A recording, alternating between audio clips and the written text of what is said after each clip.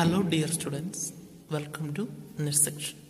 Automotive Mechatronics in the first module, second, third lecture ആണ് നമ്മൾ നോക്കാൻ പോകുന്നത്. ഈ third lectureൽ നമ്മൾ ഡിസ്കസ് ചെയ്യുന്ന ടോപ്പിക്കുകൾ എന്ന് പറഞ്ഞാൽ സെൻസേഴ്സ്, സെൻസറിന്റെ ക്യാരക്ടറിസ്റ്റിക്സ് എന്തൊക്കെയാണ്, സ്റ്റാറ്റിക് ക്യാരക്ടറിസ്റ്റിക്സും ഡൈനാമിക് ക്യാരക്ടറിസ്റ്റിക്സും. നമുക്ക് ആദ്യം സെൻസർ എന്താണെന്ന് നോക്കാം. Sensor is a device that measures a physical quantity and converts it into a signal which can be read by an observer or by an instrument. ഒരു sensor എന്ന് പറഞ്ഞാൽ എന്താണ്? ഇതൊരു ഡിവൈസാണ്. ഈ ഡിവൈസ് ഒരു ഫിസിക്കൽ ക്വാണ്ടിറ്റിയെ മെഷർ ചെയ്യുന്നു. ഏതൊക്കെയായിരിക്കാം ഫിസിക്കൽ ക്വാണ്ടിറ്റി? എക്സാമ്പിൾ എന്ന് പറഞ്ഞാൽ പ്രഷർ, ടെമ്പറേച്ചർ, ഡിസ്പ്ലേസ്മെന്റ്, ഫോഴ്സ്, ഇങ്ങനെയുള്ള ഏതെങ്കിലും ഒരു ഫിസിക്കൽ ക്വാണ്ടിറ്റിയെ മെഷർ ചെയ്തിട്ട് ആ പർട്ടിക്കുലർ ഫിസിക്കൽ ക്വാണ്ടിറ്റിക്ക് കറസ്പോണ്ടിങ് ആയിട്ടുള്ളൊരു സിഗ്നലായിട്ട് ഇതിനെ എന്ത് ചെയ്യുന്നു? കൺവേർട്ട് ചെയ്യുന്നു. അപ്പോൾ സെൻസർ എന്ന് പറഞ്ഞാൽ ഒരു ഫിസിക്കൽ ക്വാണ്ടിറ്റിയെ മെഷർ ചെയ്തിട്ട് അതിനെ കൺവേർട്ട് ചെയ്തൊരു സിഗ്നൽ ആക്കുക. ആ സിഗ്നലിനെ എന്ത് ചെയ്യാൻ കഴിയണം?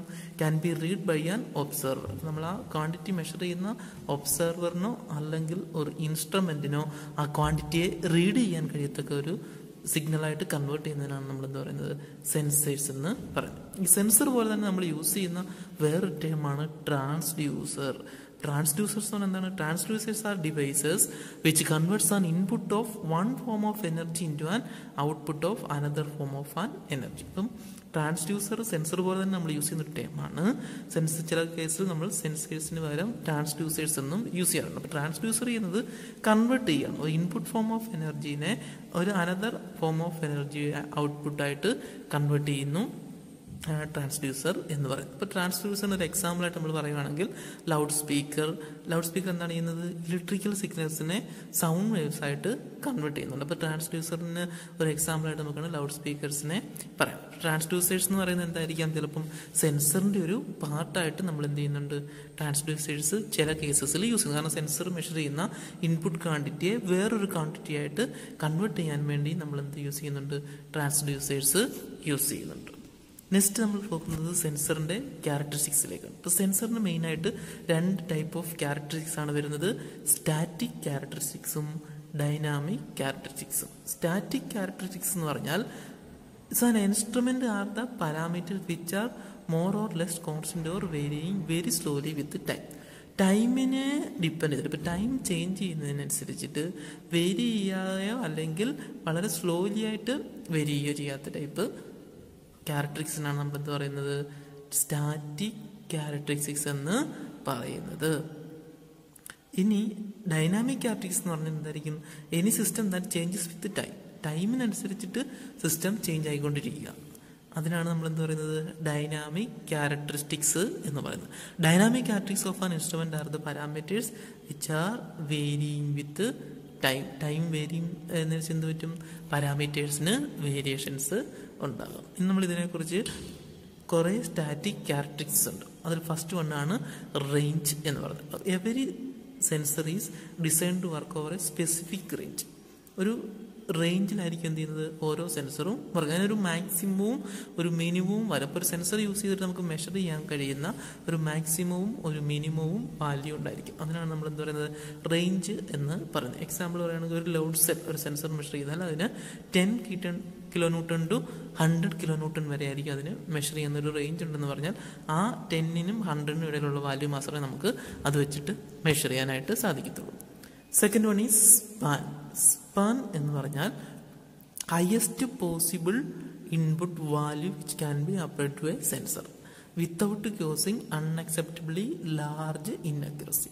ലാർജ് ഇൻഅക്യുറസി ഉണ്ടാവാതെ ഒരു സെൻസറിലേക്ക് നമുക്ക് അപ്ലൈ ചെയ്യാൻ കഴിയുക അല്ലെങ്കിൽ സെൻസർ ഉപയോഗിച്ചിട്ട് മെഷർ ചെയ്യാൻ കഴിയുകയോ ചെയ്യുന്ന ലാർജസ്റ്റ് അല്ലെങ്കിൽ ഹയസ്റ്റ് പോസിബിൾ വാല്യൂവിനാണ് നമ്മൾ സ്പാൻ എന്ന് പറയുന്നത്. It is the difference between the maximum and minimum values of the quantity to be measure. അപ്പോൾ സെൻസറിന്റെ സ്പാൻ എന്ന് പറയുമ്പോൾ എന്തായിരിക്കും? അതിന്റെ മാക്സിമം മെഷർ ചെയ്യാവുന്ന വാല്യൂവും മിനിമത്തിൽ മെഷർ ചെയ്യാൻ തമ്മിലുള്ള ആ ഒരു വാല്യൂവിനാണ് നമ്മൾ എന്ത് പറയുന്നത്? സ്പാൻ എന്ന് പറയുന്നത്. എക്സാമ്പിൾ നമ്മളൊരു സ്കെയിൽ എടുക്കുകയാണെങ്കിൽ സ്കെയിലിൽ 1 to 15 സെന്റിമീറ്റർ സ്കെയിലാണെങ്കിൽ ആ 15 വരെ ആയിരിക്കും അതിൻ്റെ ഇതെന്ന് പറയുന്നത് സ്പാൻ. അപ്പോൾ ഒരു വെയിങ് മെഷീൻ ആണെന്നുണ്ടെങ്കിൽ ആ വെയിങ് മെഷീൻ നമ്മളിപ്പോൾ 10 kg സ്പാൻ എന്ന് പറഞ്ഞാൽ നമ്മൾ അതിൽ മാക്സിമം വെയിറ്റ് ചെയ്യാവുന്നത് 10 kg ആയിരിക്കും. അപ്പോൾ 10 kg കൂടുതൽ നമ്മൾ വെയിറ്റ് ചെയ്യാൻ എന്ത് പറ്റും, അതിനകത്ത് എറർ ഉണ്ടാകാനുള്ള അതിനാണ് നമ്മൾ സ്പാൻ എന്ന് പറയുന്നത്. നെക്സ്റ്റ് ആണ് എറർ എന്ന് പറയുന്നത്. എറർ എന്ന് പറഞ്ഞാൽ deviation of the value true value from the desired value is called error എന്ന് പറയുന്നത്. നമ്മളൊരു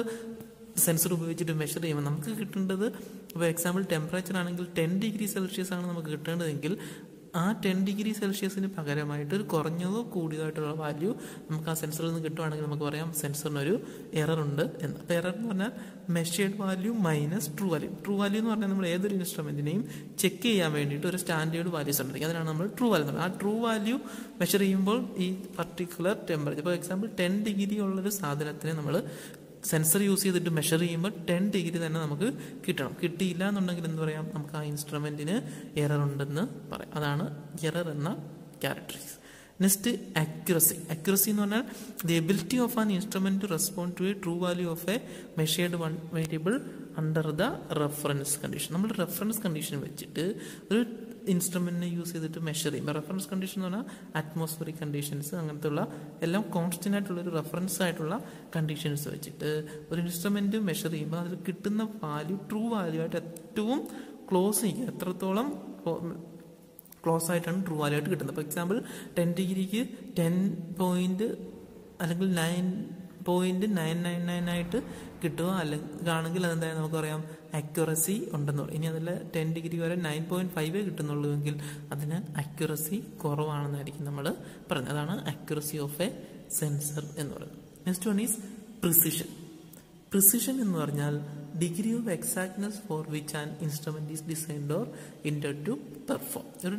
ഒരു ഇൻസ്ട്രുമെന്റിന്റെ എക്സാക്റ്റിലേക്കുള്ള ഡിഗ്രി ഓഫ് എക്സാക്ട്നെസ് ആണ്, അതിനാണ് നമ്മൾ പ്രിസിഷൻ എന്ന് പറയുന്നത്. It refers to the repeatability or consistency of measurement when the measurements are covered identity condition short interval of time. Precision എന്ന് പറയുന്നത് നമ്മൾ പല ഇന്റർവൽ ഓഫ് ടൈമിൽ മെഷർമെന്റ് എടുക്കുമ്പോൾ എല്ലാം നമുക്ക് എന്തായിരിക്കണം, ഒരേ വാല്യൂ ആണ് കിട്ടുന്നതെങ്കിൽ അതിനെ നമുക്ക് പ്രിസിഷൻ എന്ന് പറയും. ഇപ്പം ഒരു വാല്യൂ എടുക്കുമ്പോൾ നമുക്ക് കിട്ടേണ്ടത് പർട്ടിക്കുലർ ഒരു എക്സാമ്പിൾ പറയുകയാണെങ്കിൽ 20 mm ആണെങ്കിൽ പിന്നീട് നമ്മൾ മെഷർ ചെയ്യുമ്പോഴും 20 mm തന്നെ കിട്ടുകയാണെങ്കിൽ അതിന് നമുക്ക് പ്രിസിഷൻ ഉണ്ടെന്ന് പറയാം. ഇനി അക്യുറേറ്റ് ആണെന്ന് പറയുകയാണെങ്കിൽ ഇപ്പോഴത്തെ ഒരു കണ്ടീഷനിലും നമുക്ക് വാല്യൂ കിട്ടുന്നുണ്ട്, ആ കണ്ടീഷനിൽ തന്നെ പലവട്ടം മെഷർ ചെയ്യുമ്പോൾ നമുക്ക് ഒരേ വാല്യൂ ആണ് കിട്ടുന്നതെങ്കിൽ അക്യുറേറ്റ് എന്ന് പറയാം.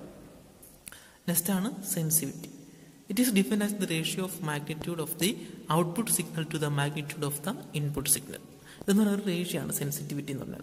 ഔട്ട്പുട്ട് സിഗ്നലും ഇൻപുട്ട് സിഗ്നലും തമ്മിലുള്ള മാഗ്നിറ്റ്യൂഡിനാണ് നമ്മൾ സെൻസിറ്റീവ്. അപ്പോൾ എത്രത്തോളം സെൻസിറ്റീവാണ് ആ ഇൻസ്ട്രുമെന്റ്, അതായത് നമ്മളൊരു വാല്യൂവിനെ മെഷർ ചെയ്യാൻ ഇൻപുട്ട് കൊടുക്കുമ്പോൾ എത്ര പെട്ടെന്ന് നമുക്ക് ഔട്ട്പുട്ട് കിട്ടുന്നു, അതാണ് സെൻസിറ്റിവിറ്റി എന്ന് പറയുന്നത്. സെൻസിറ്റിവിറ്റി നമുക്ക് ഔട്ട്പുട്ട് ഡിവൈഡ് ബൈ ഇൻപുട്ട് എന്ന് പറയാം, അല്ലെങ്കിൽ maximum minus minimum values given divide by full range into 100 ചെയ്താലും നമുക്ക് എന്ത് കിട്ടുമ്പോൾ ഒരു ഇൻസ്ട്രുമെന്റിന്റെ സെൻസിറ്റിവിറ്റി കണ്ടുപിടിക്കാനായിട്ട് സാധിക്കും. നെക്സ്റ്റ് ആണ് ഹിസ്റ്ററിസ്. ഹിസ്റ്ററിസ് എന്ന് പറയുന്നത് ഒരു ലോസ് ഉണ്ടാവുന്നതാണ്. History defined as the difference in the output of a given input when the values are approach from the opposite direction. ഇപ്പോൾ ഈ ഹിസ്റ്ററിസ് നമ്മൾ മെക്കാനിക്കലിൽ, ഇലക്ട്രിക്കലിൽ, ഫിസിക്കൽ ആൻഡ് കെമിക്കൽ പ്രോസസ്സെല്ലാം ഹിസ്റ്ററിസ് ഒക്കെ അറിയുന്നുണ്ട്. ഇൻ മെക്കാനിക്കൽ ടൈമിൽ പറയാൻ എന്താണ്, both the loading and unloading curves do not coincide. ഇപ്പോൾ ഇതിനകത്ത് നമ്മൾ ഈ ഫിഗർ നോക്കിക്കഴിഞ്ഞാൽ ഇവിടെ നിന്ന് സ്റ്റാർട്ട് ചെയ്തിട്ട് അതിനെ ലോഡ് ചെയ്യുന്ന കർവും അൺലോഡ് ചെയ്യുന്ന കർവും എന്തായിരിക്കും, കോയിൻസൈഡ് ചെയ്യാതൊരു ഹിസ്റ്ററിസ് കർവായിട്ടായിരിക്കും ഫോം ചെയ്യുന്നത്. നമുക്കൊരു ഇൻപുട്ട് വാല്യൂ ഉണ്ട്, ഔട്ട്പുട്ട് വാല്യൂ. ഇപ്പോൾ ഇൻപുട്ട് വാല്യൂ വേരി ചെയ്യുന്നതനുസരിച്ച് എന്ത് ചെയ്യും, ഔട്ട്പുട്ട് വാല്യൂ വേരി ചെയ്യുന്നു. പിന്നീട് നമ്മളതിനെ റിപ്പീറ്റ് ചെയ്യുമ്പോൾ അല്ലെങ്കിൽ ഇൻപുട്ട് വാല്യൂവിനെ കുറച്ച് വീണ്ടും മെഷർ ചെയ്യുമ്പോൾ എന്തായിരിക്കും, അത് വേറൊരു കർവിൽ കൂടെ ആയിരിക്കും പോകുന്നത്. അപ്പോൾ നമുക്ക് 2 വാല്യൂസ് ആയിരിക്കും സെയിം വാല്യൂ ഓഫ് ഇൻപുട്ടിന് പല കണ്ടീഷൻസിൽ നമുക്ക് ഇൻക്രീസിങ്ങോ ഡിക്രീസിങ്ങോ കണ്ടീഷൻ നമുക്ക് കിട്ടുന്നത്. അപ്പം we can obtain 2 different values of output for the same value of input. അപ്പം നമുക്ക് സെയിം വാല്യൂ ഓഫ് ഇൻപുട്ടിന് 2 ഡിഫറെൻറ്റ് ഔട്ട്പുട്ട് ആയിരിക്കും കിട്ടുന്നത്. അപ്പോൾ ഈ ഇൻക്രീസിങ് ഓർ ഡിക്രീസിങ് കണ്ടീഷൻ. അപ്പോൾ ഇതിനാണ് നമ്മൾ ഹിസ്റ്ററിസ്. ആക്ച്വലി ഇതൊരു ലോസ് ആയിട്ടായിരിക്കും നമ്മുടെ ഇൻസ്ട്രുമെന്റിൽ വരുന്നത്. നെക്സ്റ്റ് ആണ് repeatability and reproducibility. Repeatability may be defined as the ability of the sensor to give same output reading when the same input value is applied repeatedly under the same operating condition. Repeatability എന്ന് പറഞ്ഞാൽ നമ്മുടെ operating conditions same മാറാതെ തന്നെ change ചെയ്യാതെ തന്നെ same operating കണ്ടീഷനിൽ ഈ നമ്മുടെ സെൻസർ യൂസ് ചെയ്തിട്ട് മെഷർ ചെയ്യുമ്പം സെയിം ഔട്ട്പുട്ട് വാല്യൂ തന്നെ പല ടൈമിൽ മെഷർ ചെയ്യുമ്പോൾ കിട്ടുകയാണെങ്കിൽ അതിന് പറയുന്ന പേരാണ് റിപ്പീറ്റബിലിറ്റി എന്ന് പറയുന്നത്. ഇനി റീപ്രൊഡ്യൂസിബിലിറ്റി എന്ന് പറയുന്നത് degree of closeness among the related measurement of the output for the same value of input under the same operation condition at different ടൈമിൽ സെയിം ഓപ്പറേറ്റിംഗ് കണ്ടീഷനിൽ എടുക്കുക. അപ്പം ഇപ്പോൾ എടുക്കുന്ന വാല്യൂവും പിന്നീടൊരു കുറേ ടൈമുകൾക്ക് ശേഷം എടുക്കുന്ന വാല്യൂവും തമ്മിൽ ക്ലോസ്നെസ് ഡിഗ്രി ഓഫ് ക്ലോസ്നെസ്, അതായത് അധികം എറർ ഇല്ലാതെ തന്നെ മെഷർമെന്റ് എടുക്കാൻ കഴിയുന്ന ടൈപ്പ് ഓഫ് ഇൻസ്ട്രുമെന്റിന്റെ ക്യാരക്ടറിസ്റ്റിക്സിനാണ് റീപ്രൊഡ്യൂസിബിലിറ്റി എന്ന് പറയുന്നത്. റീഡബിലിറ്റി ആണ് next point. It refers to the ease with which the reading of the measuring instrument can be read. നമുക്കൊരു ഇൻസ്ട്രുമെന്റിന്റെ റീഡിങ്സ് നമുക്ക് മെഷർ ചെയ്യുമ്പോൾ കിട്ടുന്ന റീഡിങ്സ് വളരെ ഈസി ആയിട്ട് നമുക്ക് റീഡ് ചെയ്യാൻ കഴിയുക. അതിനാണ് റീഡബിലിറ്റി എന്ന് പറയുന്നത്. It is frequently used among measurement and is defined as the closeness with which the scale of analog instrument can be depend upon both instrument and the observer. അത് ഇൻസ്ട്രുമെന്റിനെയും ഒബ്സർവറേയും depend. ഇപ്പോൾ example പറയാൻ നമ്മൾ സ്കെയിലിനകത്ത് നോക്കിക്കഴിഞ്ഞാൽ centimetre സ്കെയിലിനകത്ത് easy ആയിട്ട് നമുക്ക് read ചെയ്യാൻ നമ്മൾ വീണ്ടും ഒരു കൺവേർഷനോ കാൽക്കുലേഷനോ ചെയ്യാതെ തന്നെ നമുക്ക് കിട്ടേണ്ട വാല്യൂ എത്രയാണോ അത് നമ്മൾ ഇൻസ്ട്രുമെന്റ് വെക്കുമ്പോൾ മെഷർ ചെയ്യുമ്പോൾ തന്നെ കിട്ടുകയാണെങ്കിൽ അതിന് റീഡബിലിറ്റി ഉണ്ടെന്ന് നമുക്ക് പറയാൻ സാധിക്കും.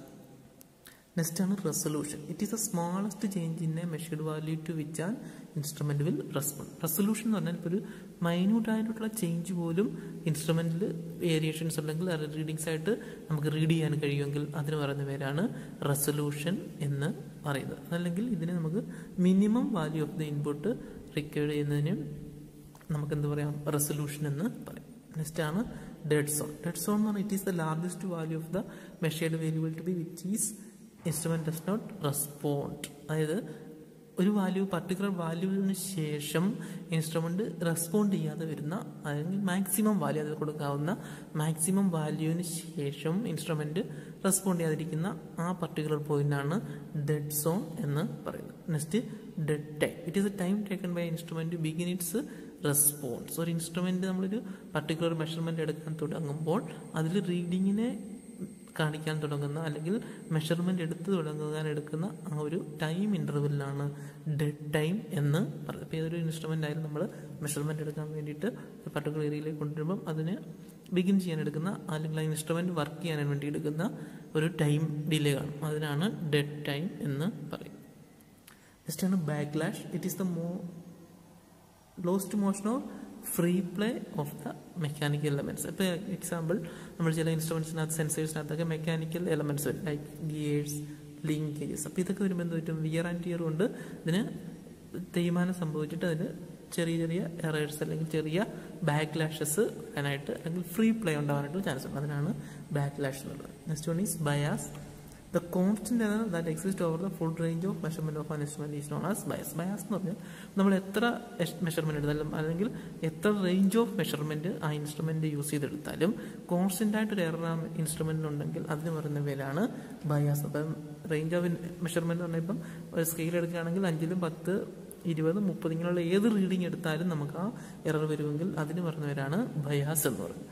Next one is tolerance. It is the maximum allowable error in the measurement. നമ്മളൊരു ഇൻസ്ട്രുമെന്റ് യൂസ് ചെയ്തിട്ട് മെഷർ ചെയ്യുമ്പോൾ അതിന് കൊടുത്തിരിക്കുന്ന മാക്സിമം അലൗബിൾ എറർ, ഇത്രയും എറർ വരെ നമുക്ക് ആ ഇൻസ്ട്രുമെന്റിൽ ഉൾക്കൊള്ളാൻ കഴിയും എന്നുള്ളതിനാണ് നമ്മൾ എന്താ പറയുന്നത്, ടോളറൻസ് എന്ന്. അപ്പോൾ tolerance is the maximum allowable error.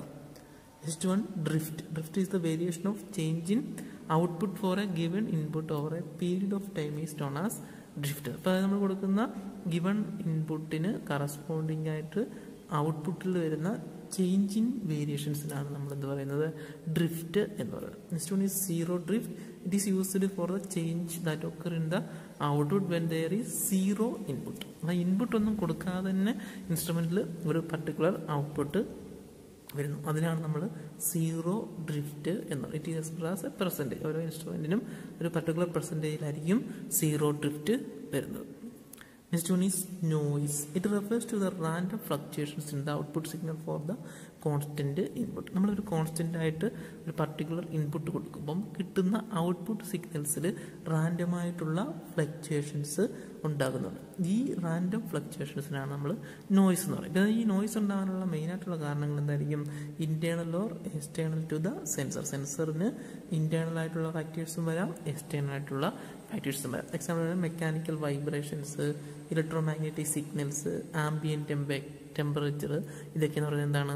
ഈ നോയ്സ് ഉണ്ടാക്കുന്ന തിങ്സാണ്. എക്സ്റ്റേണൽ നോയ്സിനുള്ള തിങ്സാണ്. ഇന്റേണൽ നോയ്സിന് വരുന്നതെന്ന് പറയാൻ electron or photon flow within the component of the system. ഇലക്ട്രോൺസിന്റെയും ഫോട്ടോൺസിന്റെയും ഫ്ലോ കമ്പോണൻസിനുള്ളിൽ നടക്കുമ്പം എന്ത് ചെയ്യാം? നോയ്സ് ക്രിയേറ്റ് ചെയ്യാനുള്ള അല്ലെങ്കിൽ ഫ്ലക്ച്വേഷൻസ് ഉണ്ടാകാനുള്ള സാധ്യതയുണ്ട്. Next dynamic characteristics. ഡൈനാമിക് ക്യാരക്ടറിസ്റ്റിനകത്ത് ഫസ്റ്റ് വരുന്നതാണ് റെസ്പോൺസ് ടൈം. റെസ്പോൺസ് ടൈം എന്ന് പറഞ്ഞാൽ to define as the rapidity with a measurement system respond to a change in the measured quantity or time which the transducer gives an output corresponding to the same specified time. നമ്മൾ മുമ്പേ പറഞ്ഞ പോലെ തന്നെ rapidly ഒരു system എന്ത് ചെയ്യുക? Respond ചെയ്യുക. Change in measured ക്വാണ്ടിറ്റിക്ക് corresponding ആയിട്ട് ചേഞ്ചിങ് റെസ്പോണ്ട് ചെയ്യാനുള്ള ടൈമിനാണ് റെസ്പോൺസ് ടൈം എന്ന് പറയുന്നത്. Next one is overshoot. The maximum amount by which moving parts move beyond the steady state is known as overshoot. അതായത് maximum എമൗണ്ടിനും പുറത്തേക്ക് ഈ മൂവിങ്, അതായത് ഇതിനകത്തുള്ള മൂവിങ് പാർട്സുകൾ മൂവ് ചെയ്യുന്നെങ്കിൽ അത് പറയുന്ന പേരാണ് ഓവർഷൂട്ട് എന്നുള്ളത്. Next one is time constant. Time constant is A measure of the inertia of the sensor or transducer. It is a measure of how fast a transducer react to change its input. ഇൻപുട്ടിന് corresponding ആയിട്ട് ഒരു transducer എത്ര fast ആയിട്ട് measurement എടുക്കുന്നു, അതിനാണ് time constant എടുക്കുക. Therefore, the bigger the time constant, slower is the reaction to changing output. അപ്പം time constant bigger ആണെന്നുണ്ടെങ്കിൽ എന്തായിരിക്കും? ഔട്ട്പുട്ടിനനുസരിച്ചുള്ള റിയാക്ഷൻ എന്തായിരിക്കും? സ്ലോവർ റിയാക്ഷൻ ആയിരിക്കും. Next one is rise time. This is the time taken for the output to rise to some specified percentage of the steady state input. ഒരു steady state ഇൻപുട്ടിന് corresponding ആയിട്ട് ഇത് ഒരു specified percentage of the steady state ഇൻപുട്ടിന് corresponding ആയിട്ട് എന്ത് ചെയ്യാൻ output കിട്ടാൻ വേണ്ടുന്ന ടൈമിന് പറയുന്ന പേരാണെന്ത്? റൈസ് ടൈം എന്ന് പറയുന്നത്. അപ്പോൾ ഔട്ട്പുട്ട് ഒരു സ്റ്റഡി സ്റ്റേറ്റിലേക്ക് എത്താൻ എടുക്കുന്ന time. This is taken time for output to rise from 10% to 90% or 95% of the steady state value. Steady state വാല്യൂയിലേക്ക് എത്താൻ എടുക്കുന്ന, അതായത് 10% മുതൽ 90%, 10%ൽ നിന്നും 90 or 95% വരെയുള്ള സ്റ്റഡി സ്റ്റേറ്റ് വാല്യൂയിലേക്ക് എടുക്കുന്ന ടൈം, അതായത് സെൻസർ മെഷർ ചെയ്തിട്ട് സ്റ്റഡി ആവാൻ എടുക്കുന്ന ടൈമിനാണ് റൈസ് ടൈം എന്ന് പറയുന്നത്. Next one is setting time. This is time taken for the output to settle within some percentage. ഔട്ട്പുട്ടിനെ ഒരു പെർസെൻറ്റേജിലേക്ക് സെറ്റിൽ ആവാം. ചെയ്യാൻ വരുന്ന റൈസ് ടൈം. റൈസ് ടൈമിന് ശേഷം എന്ത് ചെയ്യും? ഇത് സെറ്റിൽ ചെയ്യാൻ എടുക്കുക. 90 to 95% വരെ റൈസ് ചെയ്തുകൊണ്ടിരിക്കുക, അല്ലെങ്കിൽ ആ സ്റ്റഡി സ്റ്റേറ്റിലേക്ക് എത്തിക്കൊണ്ടിരിക്കുന്നതിന് റൈസ് ടൈം എന്നും പറയും. അതിനുശേഷം സെറ്റിൽ ആവുന്ന ടൈമിന് സെറ്റിംഗ് ടൈം എന്ന് പറയും. Frequency response. Next frequency response describe how the ratio of the output and input changes with the sinusoidal input frequency. അപ്പോൾ സിനുസോയിഡായിട്ടുള്ള ഇൻപുട്ട് ഫ്രീക്വൻസിക്ക് കറസ്പോണ്ടിങ് ആയിട്ട് ഔട്ട്പുട്ട് വരുന്ന ഔട്ട്പുട്ട് ആൻഡ് ഇൻപുട്ട് ചേഞ്ച് ചെയ്യുന്നതനുസരിച്ചിട്ടുള്ള റേഷ്യോയ്ക്കാണെന്ന് പറയുന്നത് ഫ്രീക്വൻസി റെസ്പോൺസ് എന്ന് പറയുന്നത്. അപ്പോൾ നമ്മൾ ഒരു സിനുസോയിഡായിട്ടുള്ള ഇൻപുട്ട് ഫ്രീക്വൻസി കൊടുക്കണം. അപ്പം ആ ഇൻപുട്ട് ഫ്രീക്വൻസിക്ക് അനുസരിച്ച് നമുക്ക് എത്ര ഔട്ട്പുട്ട് കിട്ടും. എന്നിട്ട് ആ ഇൻപുട്ട് ഔട്ട്പുട്ട് റേഷ്യോ എടുക്കുക. ആ റേഷ്യോയ്ക്ക് അല്ലെങ്കിൽ ആ ഫ്രീക്വൻസി റെസ്പോൺസിനാണ് നമ്മൾ എന്ത് പറയുന്നത്? സോറി, ആ റേഷ്യോയ്ക്കാണ് പറയുന്നത് ഫ്രീക്വൻസി റെസ്പോൺസ് എന്ന് പറയും. നമ്മൾ ഈ സെഷനിൽ ഡിസ്കസ് ചെയ്തത് സെൻസേഴ്സ് എന്താണ്, സെൻസേഴ്സിൻ്റെ ക്യാരക്ടറിസ്റ്റിക്സ് എന്താണ്, ഡൈനാമിക് ക്യാരക്ടറിസ്റ്റിക്സും സ്റ്റാറ്റിക് ക്യാരക്ടറിസ്റ്റിക്സും. Thank U.